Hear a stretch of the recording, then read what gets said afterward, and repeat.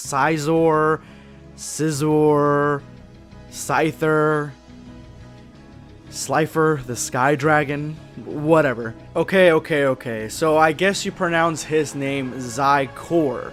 A lot of you guys PM'd me on Twitter and told me in the comment section of my first Dragon Ball AF video that you pronounce his name Xicor.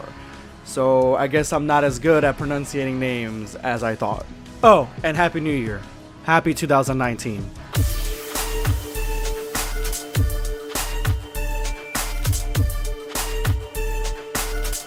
Know your place, worm.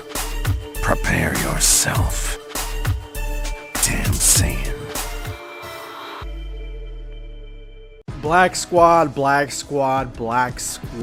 I want to thank each and every one of you guys because the creator of Dragon Ball Infinity, the call to action that I created yesterday, he has reached overnight over 100 followers on Twitter. The 100 Mortals plan for the creator of one of the best Dragon Ball fan mangas out there. And it was criminal because he only had like 20 followers up to that point. So thank you so much, guys. You guys have come in clutch when I needed you most. I have created a video before talking about another content creator called J Cloud's Anime Talk, and you guys went over there to support him. He does Dragon Ball videos and Dragon Ball fan manga videos as well. So I gotta thank you for that. And today I wanted to promote one more Dragon Ball fan manga creator who has made a name for himself creating really intricately told and professionally told Dragon Ball fan manga stories, and that is Mondo. Cool. I want to go ahead and give him a shout out, and if you guys enjoy Dragon Ball fan mangas, you guys enjoy it obviously because you're here on my channel, then go ahead and check him out. Actually, go ahead and check all three of them out. Follow the creator of Dragon Ball Infinity. Go ahead and if you haven't seen J Cloud's Anime Talk, and check out Mondo Cool because he's got a lot of Mondo Cool Dragon Ball fan manga videos. That's right. That's 3 shoutouts in one video. That's starting off 2019 on a great note. So, Akira Toriyama, you have a lot of explaining to do because you have lifted a lot of concepts from Dragon Ball AF into your Goku Black arc. It is almost beat for beat. We got a version of evil Goku, and I know Xicor isn't exactly evil Goku, but he's the son of Goku and he's evil, so that sort of fits. Then you have an evil Supreme Kai, and that is the West Kaioshin here, and of course you created your own Zamasu, and the parallels between these two characters are great. And lastly, the only way to defeat the evil Goku is to seal him up.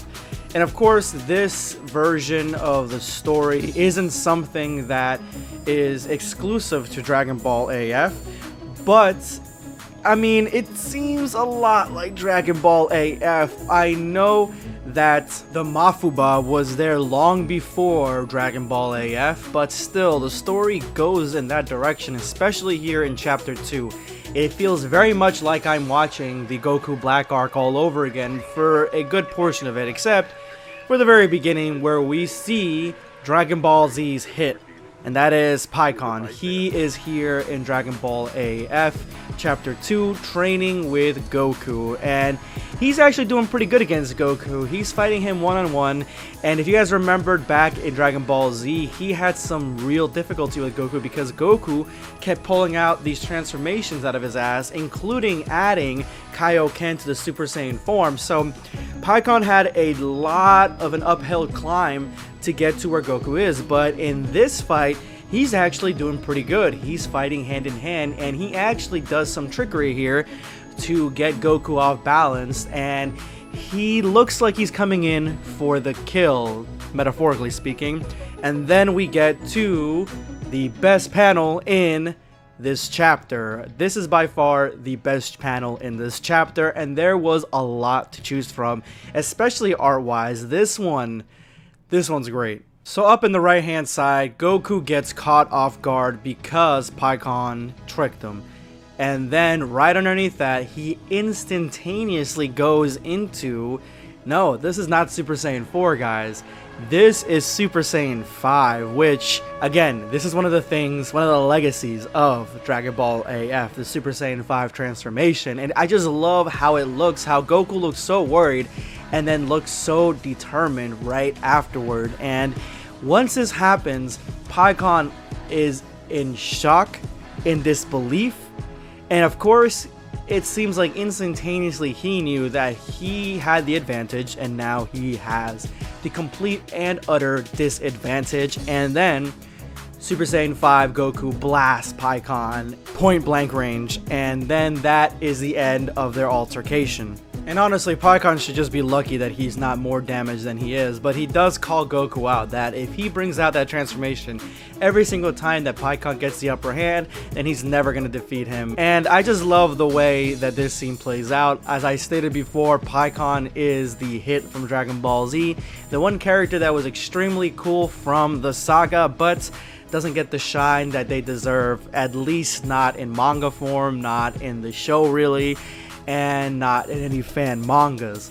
After this, the Supreme Kai and the Elder Kai are looking for Goku and Pikkon, and they're trying to find him, but to no avail.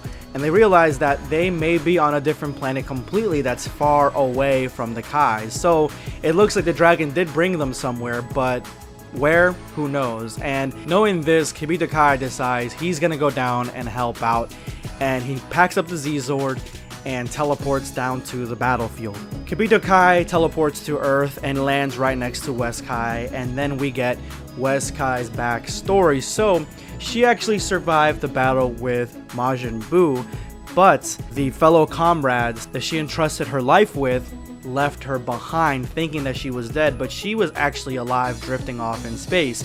And that is when she realized that power accounts for everything. The most powerful in the universe stand on the top of the universe, and that is the only thing that matters to the Kais. And the Kais should be the most powerful because they are the highest deities in the universe, but they are not, and that's a contradiction. I mean, I'm not saying that sounds like another character that we've seen in Dragon Ball Super, but that's exactly like another character we see in Dragon Ball Super. I'm not gonna even lie here. But unfortunately, this explanation does not tell us how she created Xicor. How did she take Goku's DNA, or if she slept with Goku? We don't know these answers, but I'm sure we'll find them in the chapters to come. But Kibito Kai ain't playing no games. He takes a swing at Xicor face first, then teleports Gohan out of the way before Xicor finishes him off, heals Gohan, and tells Gohan about his master plan to seal Xicor in the Z-Sword, similar to how the Elder Kai was sealed in there. Yeah, this Kibito Kai, this guy, is a total and complete badass. At that moment, Xicor does find Gohan and Kibito Kai, and Gohan, newly restored with new powers, decides to take Xicor head on once again, and that gives the Kibito Kai enough time to prep the ritual to trap Xicor in the Z-Sword. Even though Gohan is newly healed, his power is no match for Xicor, so Vegeta and Trunks decide to jump into the scenario, and they deliver a devastating barrage of energy balls, strong enough to push Xicor back and seemingly push him to what looks like maybe his limit. I'm not exactly sure, but he is struggling with these energy balls. And I was right, he did struggle with all these energy blasts, and Xicor realized this. He's not having the easy time that he thought he was having, but he does deflect them, but that gives Kibito Kai enough time to Mafuba his ass and try to put him into the Z-Sword.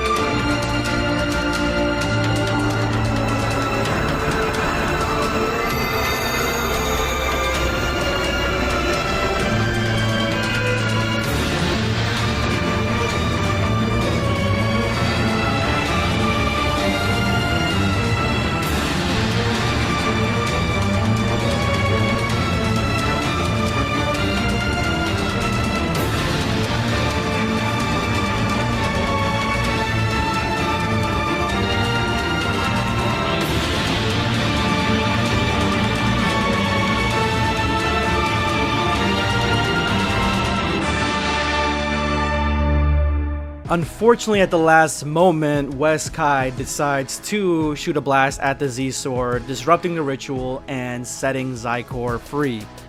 And the chapter couldn't end in a more badass way. Xicor is like, you tried to seal me up in this sword?